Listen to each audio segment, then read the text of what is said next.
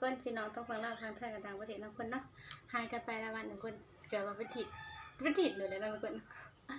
แล้วก็จะว่าโอ๊ยเปิดอะไรนะทุกคนอยู่ห้องคือเก่าทุกคนดอกเที่ยงเนาะสิเข้าบ้านเลยเข้าเช้าเฮาตำมะฮุ่งหรือว่าตำมะละกอทุกคนใส่กับปูม้าเนาะปูม้าบ่โตเลยเห็นแบบพิสดารเลยนะทุกคนบ่มีพิสดารคือข่อยสดได้ก็สิแกเนาะแกออกจากออกมันเนาะแล้วก็เฮาจะตำนะทุกคนเนาะสำหรับข่อยใส่เบิดเลยทุกอย่างเลยทุกคนเป็นโตเลยนี่ แบบว่าเบิดตัวนะกินหยังกับผิดแปลกจากหมู่แล้วทุกคนเหลืออีก2ตัวเฮาบ่ได้ตำเนาะกับ3กันเนาะบ่ระยะห่างทุกคนก็ไปกินทางทุกคนกดไลค์กดแชร์กดติดตามเบอร์3 2ทางผู้ใหญ่นะจ๊ะบ่ว่าจะเป็นเฟซน้องยาแฟนเฟซก็คือเพจน้องยาเองแล้วก็ Facebook ยาคำนั้นเนาะ YouTube ยาบ่กินแซ่บๆเพิ่นเนาะบ่ระยะห่างกินกันเลยคำยาเฮาอยู่พี่สอนไว้อยู่นี่พี่เนาะมันบ่เห็นทุกคนนี่พี่ถ้าเข้าก็คือได้บ่หลายหมากระทินทุกคนแล้วก็สะอมหรือว่าผักคะเกษตรทุกคนเนาะเมื่อนี้ละพักบ่ระยะห่างมากินกันได้ทุกคนอันนี้ของหมักทุกคนของหมักเนาะ3หยอดแล้วก็บ่หลายทุกคนเอา3หยอด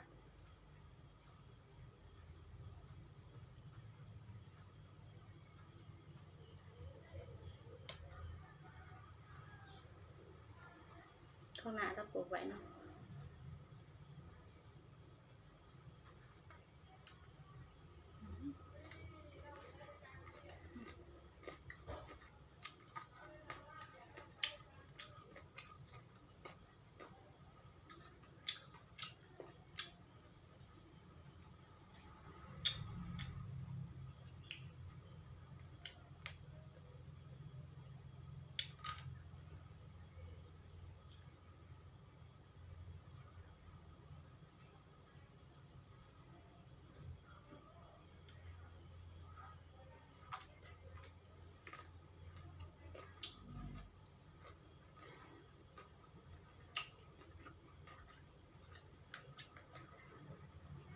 มือตก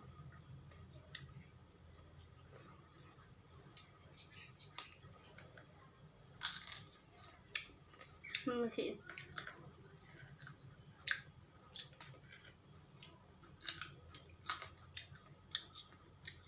จะยัง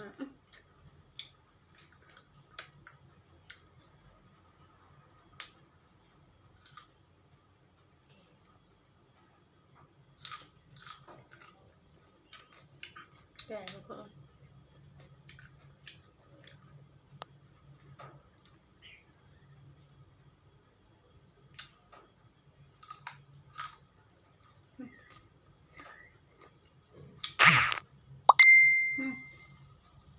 ก็พยายามตื่นไม่ไหว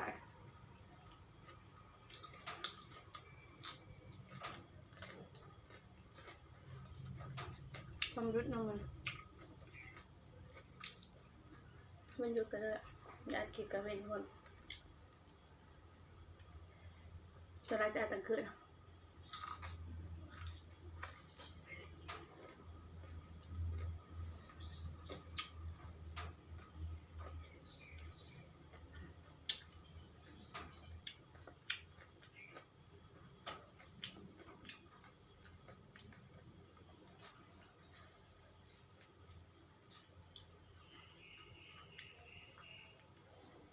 นี่แล้วคุณ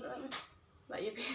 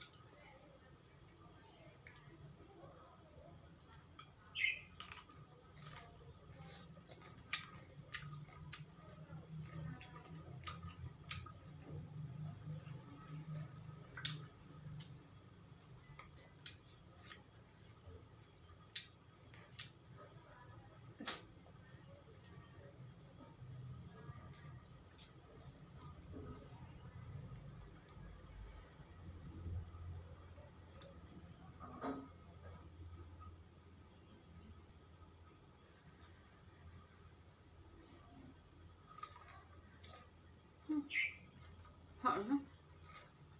หอม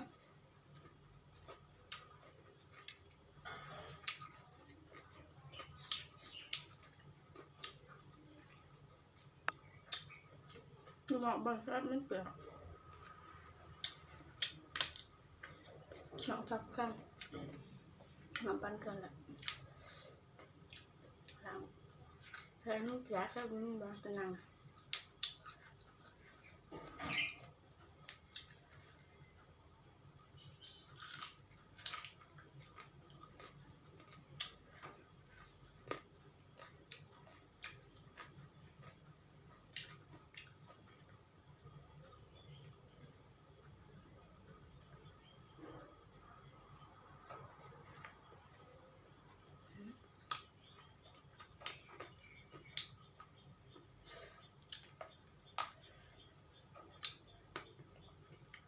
อะไรปิดก่อนทุกคน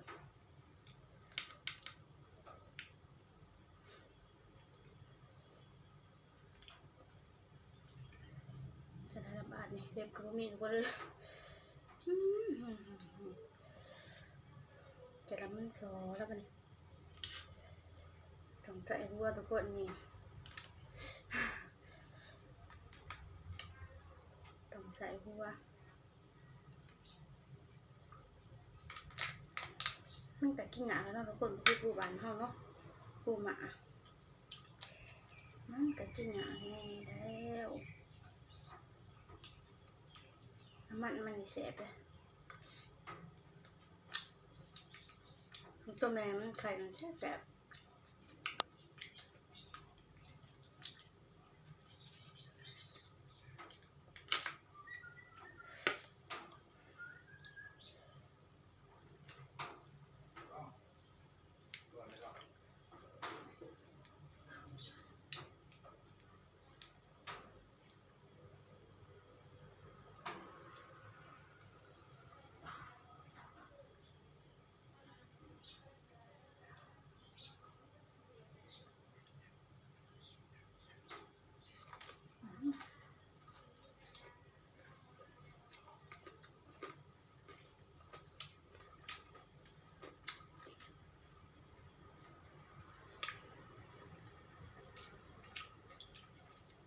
อยู่บ้านนะตำไทยไปแล้วกอง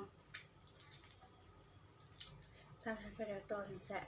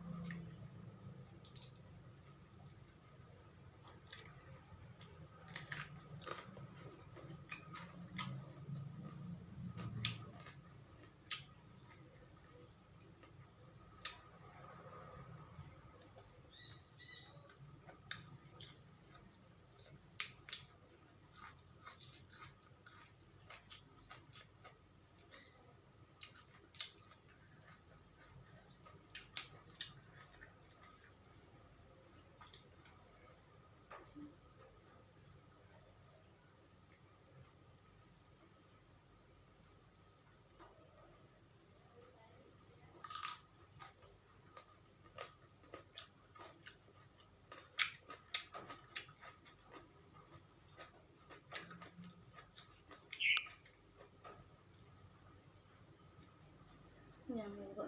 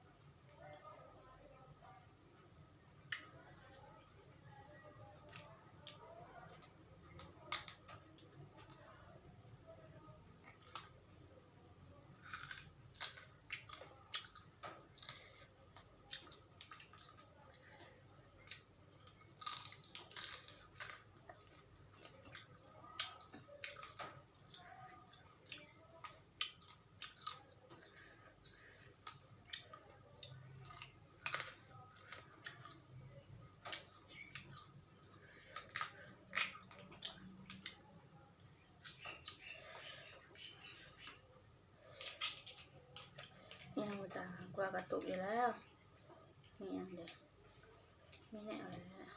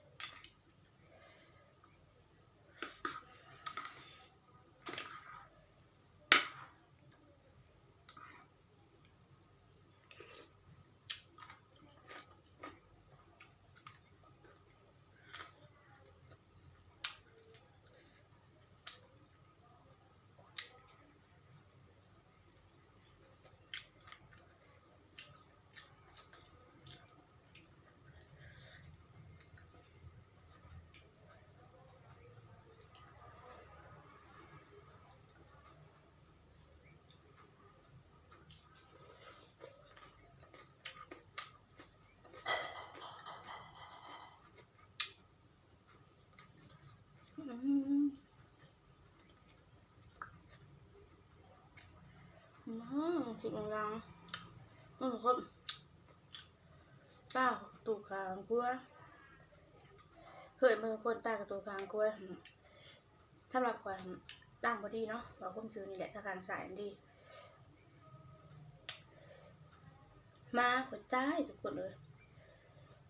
วันผิดก่อนตาของกระตุกเลยเบิ้ลมือเลยจะเทมาคอยใต้แบบมันเป็นล่างนะทุกคนความหมายพอพระเจ้าเลิศพอมันมาตายจนเคยจนหดจือตาของกระตุกขางพัว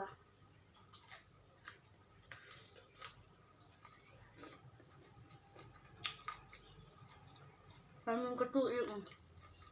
ที่ไม่ยังกับพระเจ้าแบบมันร้องอีกก่อนนั่นแหละ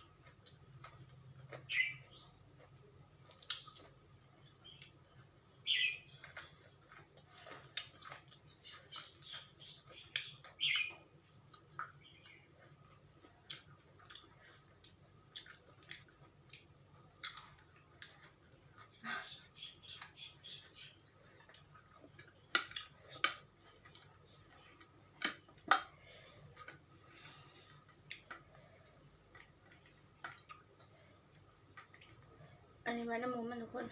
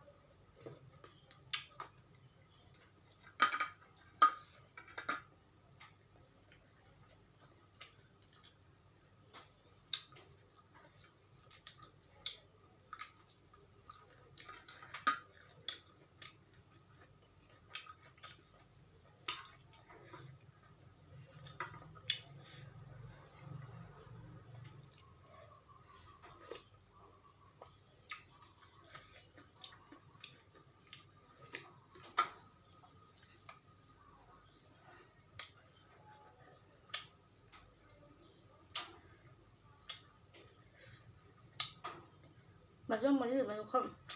ที่บัตเติ้ลกินเรื่องมันก็จะปวดหวานที่แบบว่าบะกับบาเลยก็จะมันนุ่ม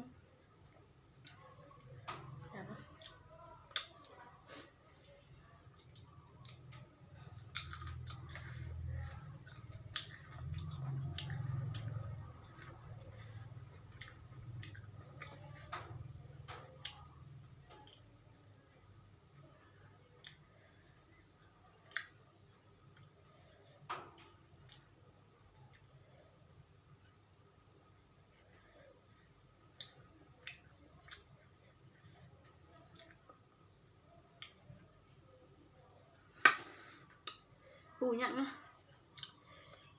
ไว้กินต่างหากทุกคนอันนี้คือเบี้ยห้องย่างอยู่เนาะมันปูผืนอยู่จะได้กับพาทุกคนกดไลค์กดแชร์กดติดตามเข้ามาชมคลิปกันเด้อจ้ะว่าจะเป็นทางใดก็แล้วแต่นั่นทุกคนนะเป็นใจกันเด้อเพื่อประกันทุกคนเข้ามาเลยจ้ะบ๊ายบาย